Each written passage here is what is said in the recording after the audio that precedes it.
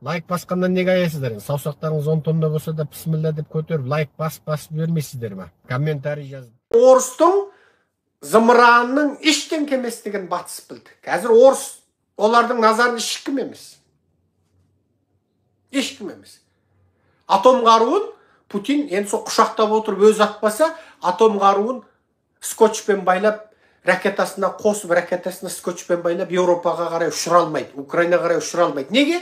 Ұша бергенде, оны Американың, Еуропаның осы заманғы бүгін зерттеліп жасаған зымырандары түгілі 80 жылғы Патриот 2 сатып түсіріп отыр. Орыстың 30 зымыранның 29-ын атып түсірді. Біреусі кеңістікте өзі қаңғып кетті. Енді осыдан ойла. Енді қиыр шығысты бөлісу. Ол неге байланысты? Жапон мен Корейдің, Тайванның, тіпті тұтас Шығыс Азияның газына байланысты болады. Жапон, Корей бұғанға дейін газды теңізбен тасып отырды. Бензинді теңізбен тасып отырды. Жапония атомнан электр энергия шығарды, бірақ онысында реактор қайта проблема болды. Яғни атом энергиясы әлі де қауіпсіз энергия деңгейінде емес, үнемі проблема болады. Енді Ресейдің қиыр шығысындағы газ кеніштерін бөлісу әңгімесі басталды. Бірақ бұның бәрі ашық әңгіме болмайды. Бұның бәрі жабық үстелдің ішінде болады. Карта сызылады. Мынау сенікі, мынау менікі. Жамбас құдаға, бас ақсақалға, бас құдаға, қабырға, жас құдағиларға, құлақ балапанға, мынау шек қарын, өкпе, мынау жұмысшы-пұмысшыларға, қонақ күтушілерге бөлініп жатыр. G7-нің жиналысы осы. G7-нің жиналысы осы. Енді қазір мен сіздерге аса маңызды тағы бір ақпаратты айта салғым кеп отыр. Аса маңызды ақпаратты айта салғым кеп отыр.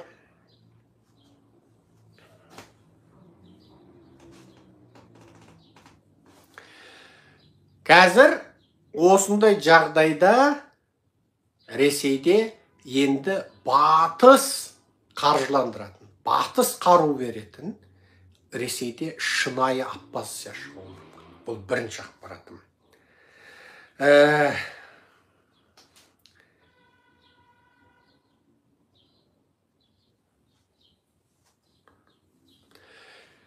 Бұл Ресейде ішкі азаматтық соғыс болуы мүмкін дегенді білдіреді.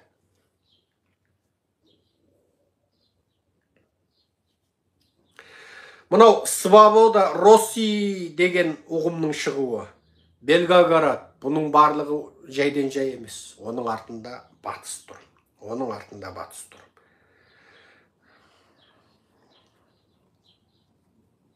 Сосын бейресми бір ақпараттарды айтып қалайын.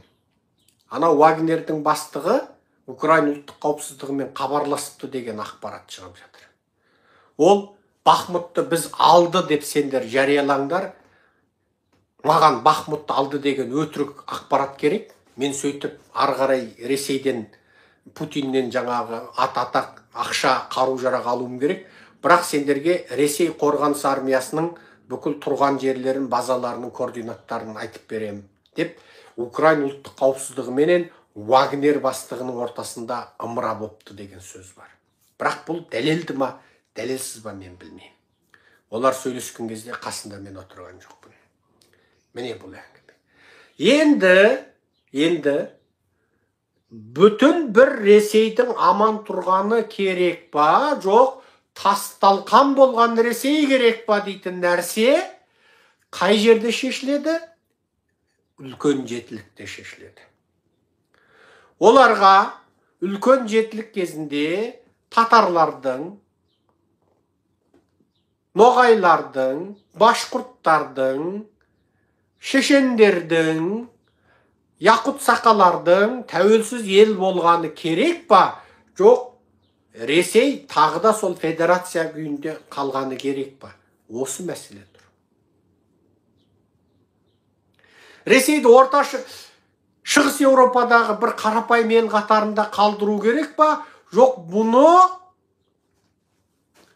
Еуропаны өзіне одақтас қып сақтап отыру үшін Ресейді атомы бар тағы да сүйкімсіз диктатор ретінде, әне аю келе жатыр деп, мен сені аюдан қорғаушымын деп, Еуропаны қорқытып ұстап отыруға керек қып сақтау керек пе Америкаға?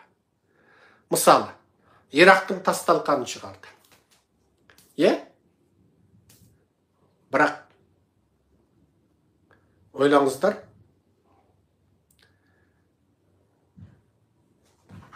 қазір бір минут, бір минут мен бір хабар жазып жіберейін.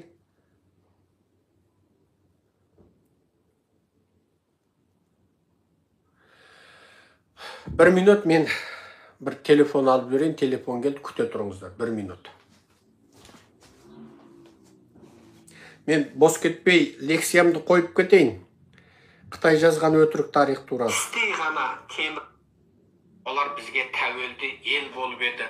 Ол заманда Қытай тілінде оларды қазіргідей Чаушен немесе Ханго деп емес, Гаули деп атадық дейді. Ал Гаули деген сөз Корей тілінде иероглифі бір болып жазылғанмен Корей тілінде Корей деп оқылады. Гаули, Корей, Гаули, Корей.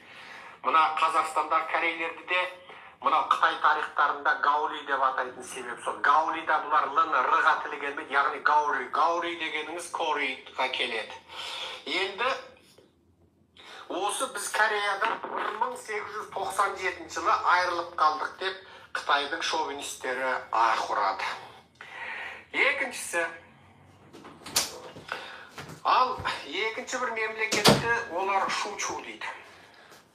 Ал міне қайтадан келдім. Мына жаңа сіздерге айтқан, өзім сыртқа шыққанда қойып кеткен лекциям, ол Қытай жазған өтірік тарихтың ащы шындығы деген лекция. Бұл секең біресе ананы айтып, біресе мынаны айтып, неғып кетті демеңіздер.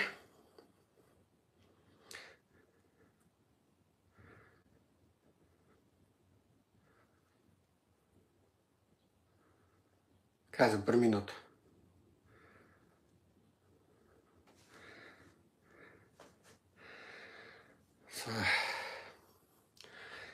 Енді G7-лік жиналысы туралы екінші бір ақпаратымызды айтамыз.